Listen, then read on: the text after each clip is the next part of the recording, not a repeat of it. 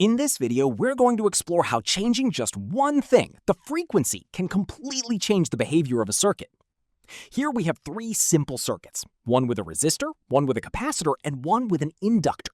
Now, let's test all three using both DC and AC power sources and see how differently they behave.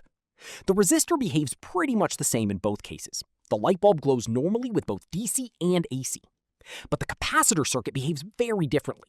With DC, the bulb only flashes briefly, then turns off. But with AC, the bulb stays on and glows normally. The inductor does almost the exact opposite. With DC, the bulb works just fine, but with AC, the current decreases and the bulb becomes dim. So why does simply switching from DC to AC completely change the behavior of these components? Why does a capacitor block DC but allow AC? And why does an inductor allow DC but resist AC more and more as the frequency increases? That's exactly what we're going to explore in this lesson. Let's start with the resistive circuit. In all three cases, everything in the circuit stays exactly the same. The only thing we change is the frequency of the source. Now let's plot the voltage and current waveforms. When the frequency is 0 Hz, which means DC, both the voltage and the current remain constant over time. Now let's switch to a 50 Hz AC source. The voltage and current both become sinusoidal waves. The peak voltage rises to about 14.1 volts and the peak current rises to about 0.7 amps. But when we calculate the RMS values, the voltage becomes 10 volts RMS and the current becomes 0.5 amps RMS. Now let's increase the frequency to 200 Hz. Notice something interesting? Even though the frequency changes, the peak voltage and peak current stay exactly the same. So the RMS values also remain unchanged at 10 volts and 0.5 amps. This tells us something important. For a purely resistive circuit, the frequency does not affect the current at all. We can understand this using the resistor equation. This equation tells us that the current through a resistor is always directly proportional to the voltage across it. So it doesn't matter whether the voltage is constant, like DC, or continuously changing direction, like AC. The current simply follows the voltage instantly. If the voltage increases, the current increases. If the voltage reverses direction, the current reverses too. But the frequency itself does not change the amount of current flowing through the resistor. Now let's move on to the capacitor circuit. In all three cases, the circuit components stay exactly the same. The only thing we change is the frequency of the source, and notice how it changes the brightness of the light bulb. Now let's plot the voltage and current waveforms. When the frequency is 0 Hz, which means DC, we can observe that no steady current flows through the circuit. At first, there may be a very tiny burst of current while the capacitor charges up, but once the capacitor becomes fully charged, the current stops completely. That's why the light bulb stays off. Now let's switch to a 50 Hz AC source. The voltage becomes sinusoidal, and this time we can observe a small sinusoidal current flowing through the circuit, with the current leading the voltage in phase. The peak voltage rises to about 14.1 volts, and the peak current reaches about 0.42 amps. When we calculate the RMS values, the voltage becomes 10 volts RMS, while the current becomes 0.3 amps RMS. That's why the light bulb glows dimly. Current is flowing through the circuit, but not enough to make the bulb fully bright. Now let's increase the frequency to 200 Hz. Notice something interesting? The peak current increases even more, reaching about 1.1 amps. So even though the RMS voltage stays exactly the same at 10 volts, the RMS current increases to about 0.78 amps.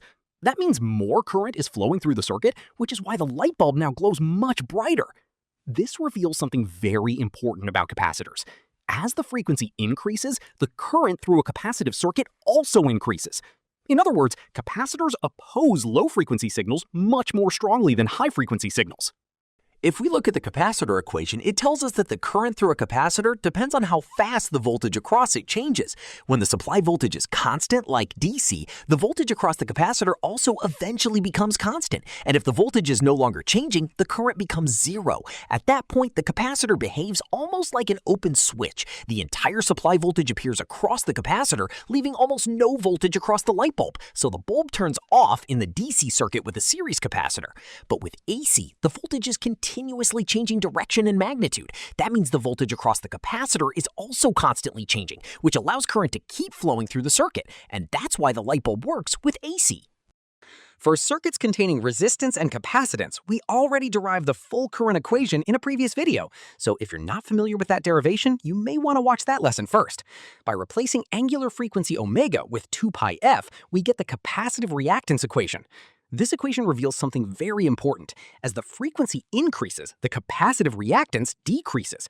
In simple terms, the capacitor offers less opposition to the current at higher frequencies.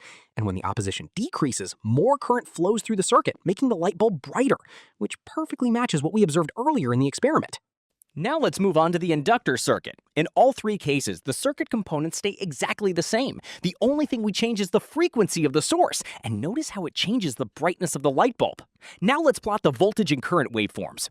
When the frequency is 0 Hz, which means DC, we can observe that the current is about 1 amp, so the bulb glows very brightly. At DC, the current eventually becomes steady and stops changing. And once the current is no longer changing, the inductor produces almost no opposing voltage. So the inductor behaves almost like a simple piece of wire, allowing current to flow freely through the circuit. Now, let's switch to a 50 Hz AC source, where the bulb appears dimmer than before.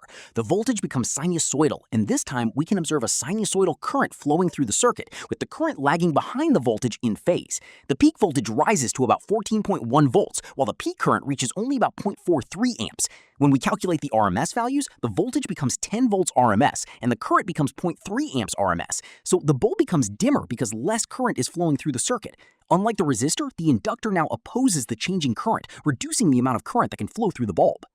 Now, let's increase the frequency to 200 Hz. Notice something interesting. The light bulb becomes almost completely dark. The peak current decreases even further, dropping to only about 0.11 amps. So even though the RMS voltage still stays at 10 volts, the RMS current decreases to about 0.08 amps. That's almost no current at all, which is why the bulb appears nearly dark. This reveals something very important about inductors. As the frequency increases, the current through an inductive circuit decreases. In other words, inductors oppose high-frequency signals much more strongly than low-frequency signals. So the faster the current tries to change, the harder the inductor pushes back against it. If we look at the inductor equation, it tells us that the voltage across an inductor depends on how fast the current through it changes. In other words, an inductor opposes changes in current by generating its own opposing voltage. When the supply voltage is constant, like DC, the current eventually becomes constant too. And once the current stops changing, the voltage across the inductor becomes almost zero. So the inductor behaves nearly like a short circuit. That's why the bulb glows brightly in the DC circuit. It's almost as if the bulb is connected directly to the power source. But with AC, the current is constantly changing direction and magnitude. So the inductor continuously generates an opposing voltage across itself. And that opposing voltage limits the current flowing through the circuit, which is why the bulb becomes dimmer. For circuits containing resistance and inductance, we already derived the full current equation in a previous video, so if you're not familiar with that derivation, you may want to watch that lesson first.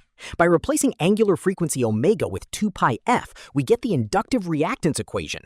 This equation shows that as the frequency increases, the inductive reactance also increases. In simple terms, the inductor offers more opposition to the current at higher frequencies, and as that opposition increases, less current flows through the circuit, making the light bulb dimmer, which perfectly matches what we observed earlier in the experiment.